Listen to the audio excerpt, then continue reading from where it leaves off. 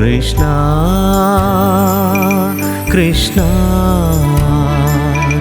Sai Krishna Krishna Krishna Sai Krishna.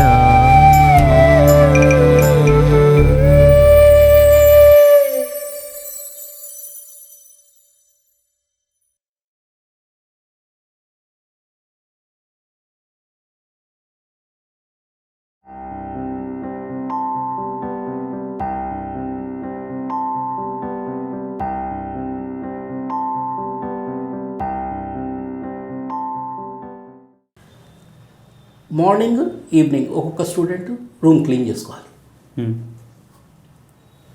Rooms clean చేసేదే మాత్రం compulsory పిల్లలే. మరి ఇప్పుడు పరిస్థితి ఏముందో మాకు ఇప్పుడు అలాగే అన్నారు సార్. సో అప్పుడు అది ఓన్లీ మొత్తం రామ్ లక్ష్మణ్ అని ఇద్దరు ఉండేవారు. వాళ్ళు టాయిలెట్స్ కారిడార్స్ క్లీన్ చేయటం అంతే. డైనింగ్ సెక్షన్ వారానికి 15 రోజులకు ఒకసారి మేమే మొత్తము క్లీన్ చేసేవాళ్ళం మొత్తం. ఒక్కొక్క వింగ్ వాళ్ళు ఒక్కొక్కసారి అలాగా. గార్డెనింగ్ మళ్ళీ తర్వాత చపాతీ రోలింగ్ అవన్నీ కూడా డ్యూటీ ప్రకారం వారానికి 10 రోజులకు ఒకసారి మనకి డ్యూటీ వచ్చేసేది. మీరు ఏ డిపార్ట్మెంట్లో పనిచేసేవారు సార్? నేను మెయిన్గా కిచెన్ దాంట్లోనే ఎక్కువగా ఉండేవాడిని. నేను మరి స్వామి హాస్టల్కి కిచెన్కి వచ్చినటువంటి సందర్భాలు ఏమైనా ఉంటే చెప్తారా? స్వామి యాక్చువల్గా స్వీట్స్ ఏ వచ్చినా కూడా ఫస్ట్ హాస్టల్ పంపించేసేవారు ఫస్ట్. ఇంకొకటి అక్కడ ఈ జావా ఐస్ క్రీమ్ ఉండేది, జాయ్ ఐస్ క్రీమ్. ఆయన పేరు జావా అనుకుంటా, నాకు గుర్తులేదు. Joy ice cream.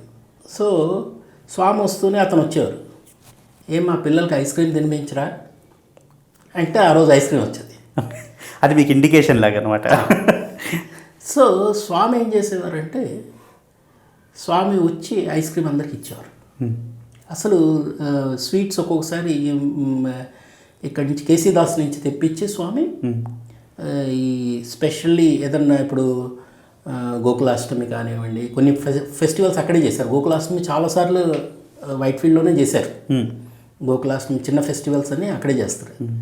ఆ ఫెస్టివల్కి వచ్చినప్పుడు స్వామి అందరికీ వంగి వడ్డించారు. అందరికీ డైనింగ్ సెక్షన్లో మేము కూర్చొని ఉంటే అందరి దగ్గరికి వచ్చి వడ్డించారు. నా సెకండ్ ఇయర్ ఇంటర్మీడియట్లో ఉన్నప్పుడు అనుకుంటా.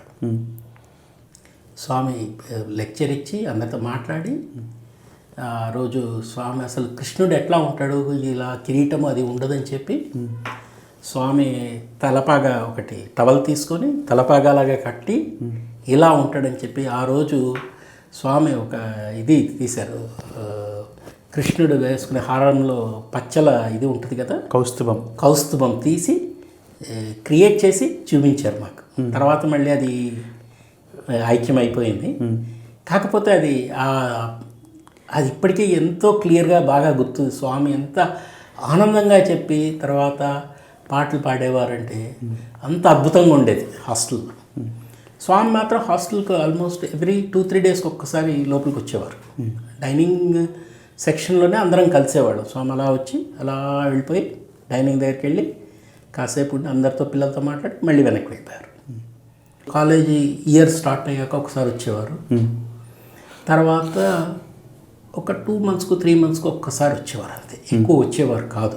వచ్చినా కూడా స్వామి అప్పుడు ఇంకా కాలేజ్ కూడా ఏమైందంటే ఆడిటోరియం అప్పుడే కట్టడం జరిగింది, ఫస్ట్ ఇయరే మేము ఉన్నప్పుడే కట్టడం జరిగింది. తర్వాత లైబ్రరీ మీద చిన్న ప్లానటోరియం ఉండేది, మధ్యలో కాలేజ్. సో లైబ్రరీ కట్టము అంతా కూడా మా ఫస్ట్ ఇయర్ ఉన్నప్పుడే జరిగాయి యాక్చువల్గా. సో స్వామి అప్పుడప్పుడు వచ్చి వాటిని సూపర్వైజ్ చేయటము, సరస్వతి విగ్రహం ఎలా ఉండాలి, ఎలా పెట్టాలి, ఎక్కడెక్కడ కమలాలు పెట్టాలి అన్నీ స్వామి గైడెన్స్ ఇచ్చేవారు. అప్పుడు ప్రతి ఆల్మోస్ట్ ఎవ్రీ కన్స్ట్రక్షన్ మొత్తం స్వామి గైడెన్స్ ఇచ్చేవారు. ఈవెన్ కొన్ని కామన్ క్లాసెస్ ఉండేవి. ఇప్పుడు ఇంగ్లీష్ ఉంటుంది అనుకోండి, బీకామ్, BA, BSc అందరికీ ఒకటి. సో 120-140 మంది స్టూడెంట్స్ ఉంటారు. సో వాటికి చిన్న auditorium life steps type rooms ఫస్ట్లో అది కట్టేవారు. తర్వాత ఆఫీస్ రూమ్, తర్వాత క్లాస్ రూమ్స్, పెద్ద పెద్ద క్లాస్ రూమ్స్, అలాగా చాలా ప్లాన్డ్గా కట్టించారు స్వామి. కాలేజ్ ముందర వెనక వైపు సైన్స్ మొత్తం ల్యాబ్స్, తర్వాత అక్కడంతా ఉంటాం. చాలా బాగా అంటే చాలా ముందు చూపుతో సిస్టమేటిక్గా కట్టించటము అవంతా కూడా చాలా స్పేస్ ఉండేది బాగా. స్వామి యాక్చువల్గా ఎప్పటికప్పుడు అడిగేవారు. ఒక విజిట్ తర్వాత నెక్స్ట్ విజిట్ వచ్చినప్పుడు, ఏం రా చదువుకుంటున్నావా, వేషాలు వేస్తున్నావా? లేదు స్వామి బాగా చదువుకున్నాను. లేదు సరిగ్గా చదవటం లేదు అని ఒక్కొక్కసారి అరిచేవారు, ఒక్కొక్కసారి పర్వాలేదు అని చెప్పారు. ఏమొచ్చింది, ఫస్ట్ క్లాస్ వచ్చిందా, రాలేదా, ఇలా అడిగేవారు స్వామి. అడుగుతారు, చాలా ప్రేమగా అడుగుతారు. ఇబ్బంది ఏమన్నా ఉందా అని అడుగుతారు. తర్వాత మనం ఏదైనా చెప్పినా కూడా స్వామి వినటం జరుగుతుంది. ఇప్పుడు ఒకసారి డైనింగ్ సెక్షన్ క్లీన్ చేసేటప్పుడు నా సెకండ్ ఇయర్ ఇంటర్మీడియట్ అనుకుంటా, అది పెద్ద షెల్ఫ్ ఉండేది, పడిపోతే వేళ్ల మీద బాగా పడ్డది, చిట్లిపోయింది వేలు. వెంటనే అది మధ్యాహ్నం పూట జరిగింది, 12 గంటలప్పుడు. స్వామికి లంచ్ టైంలో వార్డన్ గారు వెళ్ళి చెప్పడం జరిగింది. వెంటనే హెగ్డే అని ఒక డాక్టర్ ఉండేవారు సిటీలో. సో సిటీకి తీసుకెళ్ళి ఆయన అక్కడ ఒక డబల్ రోడ్లో, నాకు గుర్తున్న డబల్ రోడ్లో ఆయన క్లినిక్ ఏదో ఉండింది, క్లినిక్ హాస్పిటల్ ఏదో ఉండింది. అక్కడ తీసుకెళ్ళి స్టిచెస్ వేయించి అక్కడ ఆయన ఇంట్లో ఫుడ్ పెట్టించి కారులో మళ్ళీ వెనక్కి తీసుకొచ్చి వదిలేరు. మళ్ళీ స్వామి సాయంకాలము దర్శనానికి వెళ్ళినప్పుడు, ఎలా ఉంది బంగారు, నొప్పి ఏం లేదు కదా, తగ్గిపోతుందిలే, ఏం కాదు, ఇలాగా స్వామి అంత పర్సనల్ కేర్ తీసుకునేవారు మాకు. సుదర్శన్ జాగ్రత్త చూసుకో పిల్లల్ని, ఇలా చెప్పేవారు స్వామి.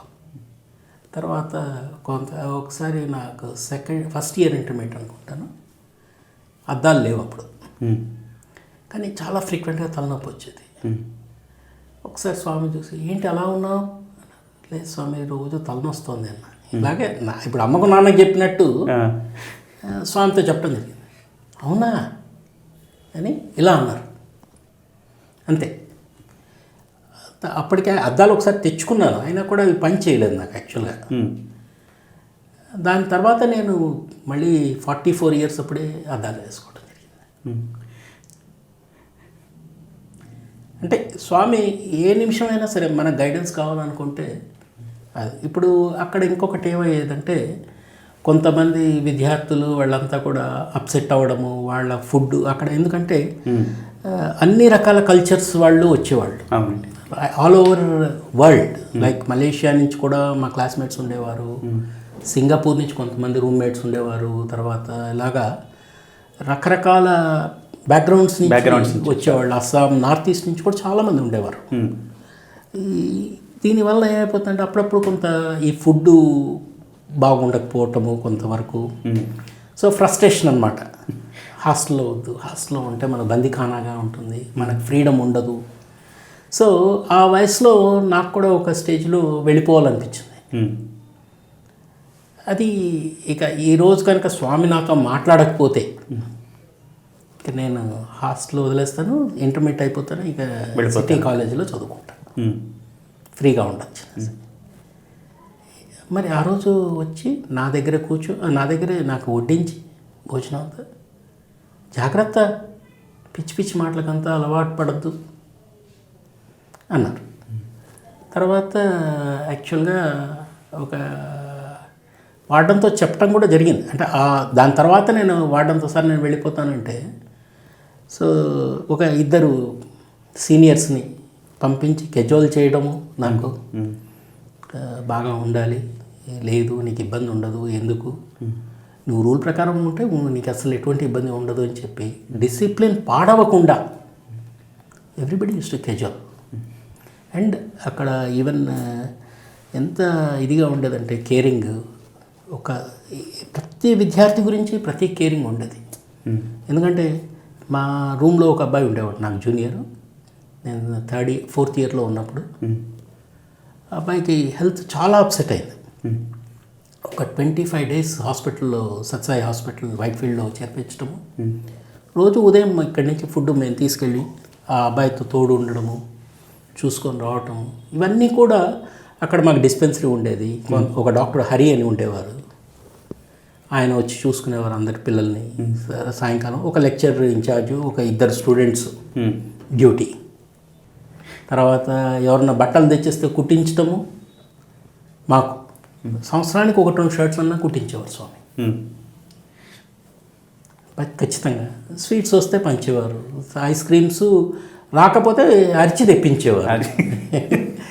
స్వామి అన్నిటికంటే ఫస్ట్ ఇయర్ స్వామి అంటే ఇష్టము. అంటే మాకు ఒక తల్లి తండ్రిలాగా. ఎలా అంటే ఒకసారి ఆమె రాజ్మాత ఉంది కదా, నవనగర్ రాజ్మాత, ఆవిడే ఇచ్చిందని మొత్తం కాలేజ్ స్పేస్ మనకు. సో ఆవిడ ఒకసారి అమెరికాకి వెళ్తున్నాం స్వామి అంది. స్వామి క్యాషువల్గా మా పిల్లలకి ఏమైనా తీసుకురావద్దు, చెప్పండి స్వామి ఏం తీసుకురావాలి. అక్కడ మా పిల్లలు కొంతమంది అంతా పొట్టిగా ఉన్నారు, పొడుగు పెరగడానికి మందు దొరుకుతుంది, తీసుకొని రా అన్నారు. Exactly after 1 month crates and crates ఒక 30 మందిని సెలెక్ట్ చేసి మాకు, అది 45 రోజులు ఇవ్వాలి. ప్రతిరోజు పాలలో కలిపి ఒక చిన్న బిస్కెట్ లాంటి ఐటము దంచి పాలలో కలిపి ఇవ్వాలి. ఫస్ట్ డే స్వామి మా అందరికీ కలిపాక మా అందరితో తాగించి మెజర్మెంట్ తీసుకున్నారు ఆయన ఎదురుగా. ఫస్ట్ డే మళ్ళీ 45 days కంటిన్యూస్ ఇచ్చాక మళ్ళీ వచ్చి మెజర్మెంట్ తీసుకున్నారు స్వామి. స్వామి ఎదురుగా మెజర్మెంట్స్ అందరము 1/2 inch 1 inch అలా పెరగడం జరిగింది.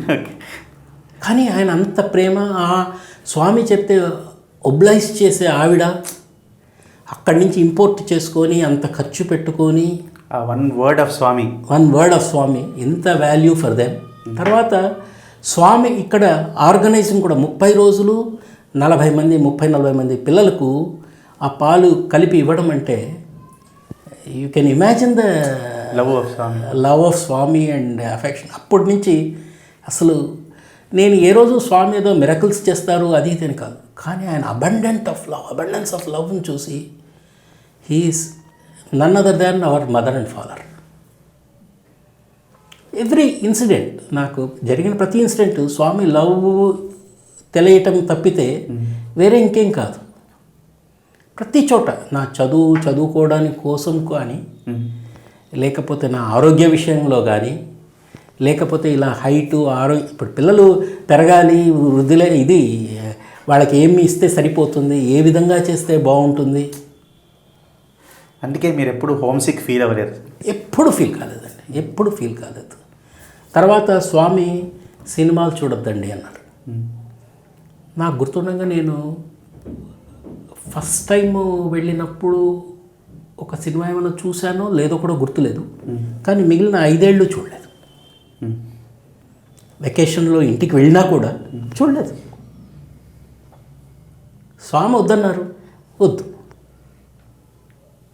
ఎందుకు ఏమైనా క్వశ్చన్ కూడా ఉండదు అక్కడ.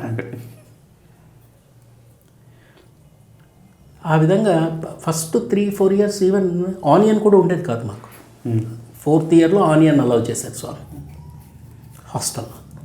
తామసికము రాజసికము అని చెప్పేసి వద్దని చెప్పారు. But it was a tremendous brotherhood ఇంకొకటి ఏంటంటే సీనియర్స్ కానీ జూనియర్స్ కానీ ఎవరైనా కానీ నాకు తెలియదంటే హెల్ప్ చేయడమే తప్పితే ఎటువంటి పరిస్థితుల్లో కూడా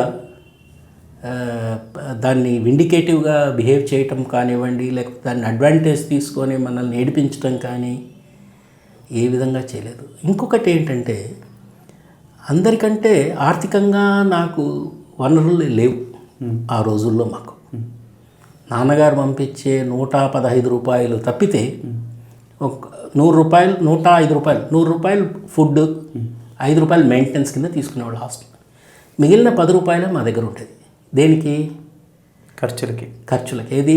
సోపు ఇలాగా కొనుక్కోవడానికి, షాంపూలు సోపులు కొనుక్కోవడానికి. అంతకు మించి వేరే ఇంకేం అవసరం ఉండేది కాదు మాకు. కానీ అప్పుడు కూడా అప్పటి చీఫ్ మినిస్టర్ ఆఫ్ ఏపీ వాళ్ళ అబ్బాయి కూడా మా క్లాస్మేట్. అప్పటి chief engineer son of Orissa, he was also our classmate. ఇలాంటి పెద్ద వాళ్ళు. తర్వాత మా లైబ్రరీ ఇది ఆడిటోరియము లేకపోతే లైబ్రరీ డొనేట్ చేసిన వాళ్ళ అబ్బాయి Sharath Chopra, he was also our classmate. కానీ వీళ్ళందరూ కూడా ఎంతమంది ఉన్నా కూడా ఎవరిని తక్కువగా చూడటం కానీ ఎక్కువగా చూడటం కానీ అవి లేవు. ఆ బ్రదర్హుడ్ అనేది అట్లాగా, ఆ బ్రదర్హుడ్ ఒకటి. తర్వాత ఇంకొకటి, నాకు అన్ని విధాల ఏంటి కలర్ వైజ్ అక్కడ ఇంకా ఫేర్గా ఉండేవాళ్ళు చాలామంది ఉండేవాళ్ళు. ఆ రేషియల్ డిస్క్రిమినేషన్ కూడా తక్కువ. కొంత ఉండేదేమో, కొంచెం చిన్నగా ఉండేదేమో కానీ బట్ ఎవ్వరూ ఎక్స్ప్రెస్ చేసేవారు కాదు. నెంబర్ 2, ఆర్థికంగా చాలా కింద స్టేజ్లో ఉన్నవాళ్ళం మేము. అయినా కూడా ఎవ్వరూ ఆ విధంగా మనల్ని భావించేవారు కాదు. తర్వాత భాష, నాకు ఇంగ్లీష్ రాదు. అక్కడంతా కూడా డూన్ స్కూల్ నుంచి చదువుకుని వచ్చిన వాళ్ళు ఉన్నారు, పెద్ద స్కూల్స్ నుంచి వచ్చిన వాళ్ళు ఉన్నారు. And students who are capable of securing first rank in the university, they were all there. ఎందుకంటే మా కాలేజీలో కామర్స్లో ప్రతి సంవత్సరం 2 ర్యాంకులు 3 ర్యాంకులు వచ్చేసేవి. 10 ర్యాంక్స్లో యూనివర్సిటీలో ఖచ్చితంగా 4 ఉండేవి, 4, 5 ఫస్ట్ 10లో కామర్స్. ఎస్పెషల్ సైన్స్లో ఉండేది కాదు కానీ కామర్స్లో మాత్రం ప్రతి ఇయర్ ఉండేది. అలాంటి వాళ్ళు కూడా సరే, నేను యావరేజ్ జస్ట్ అబవ్ యావరేజ్ స్టూడెంట్ని, అయినా కూడా ఏ రోజు కూడా నన్ను తక్కువగా చూడలేదు ఎవరు. లెక్చరర్స్ కానివ్వండి ఎంతో కోఆపరేటివ్గా, ఎస్పెషలీ అక్కడే చదివి లెక్చరర్స్ అయిన వాళ్ళు, తర్వాత హాస్టల్లో ఉన్న లెక్చరర్స్, వీళ్ళైతే మాత్రము చాలా ప్రేమగా చూసుకున్నారు. ఒక బిడ్డల్లాగా చూసుకోవటము, సీనియర్స్ మాకు టీచ్ చేయడం కానివ్వండి, ఇవన్నీ కూడా అసలు అక్కడ ఫీల్ అయినట్టు. తర్వాత నేను CA జాయిన్ అయ్యాక ఒక హాస్టల్లో, కమ్యూనిటీ హాస్టల్లో చేరాల్సి వచ్చింది బెంగళూరులో. 3-4 నెలల కంటే ఎక్కువ ఉండలేకపోయాను నేను. I could not stay. ఎందుకంటే ఆ నారో మైండెడ్నెస్ అన్నది అక్కడ తెలిసింది. ఫస్ట్ టైం అసలు ప్రజలు ఇలా వేరే వాళ్ళు ఇలా ఆలోచన చేస్తారా అన్నది తెలిసింది. అంత వైడ్ థింకింగ్ మనకు హాస్టల్లోనే ఉండేది. మాకు స్వామి ప్రతి విషయంలోనూ ఒక సీనియరు జూనియరు అన్నది లేదు, ఒక లెక్చరరు స్టూడెంట్ అన్నది లేదు. అందరము మనుషులము, అందరి అవసరాలు తీర్చుకునేటట్టు ఉండాలి అన్నది ఒక్కటే నేర్పించారు. మేము సీనియర్స్ అయినా మేము జూనియర్స్ని చూడలేదు, జూనియర్స్గా ఉన్నప్పుడు సీనియర్స్ మమ్మల్ని ఇదిగా చూడలేదు. కృష్ణ కృష్ణ సా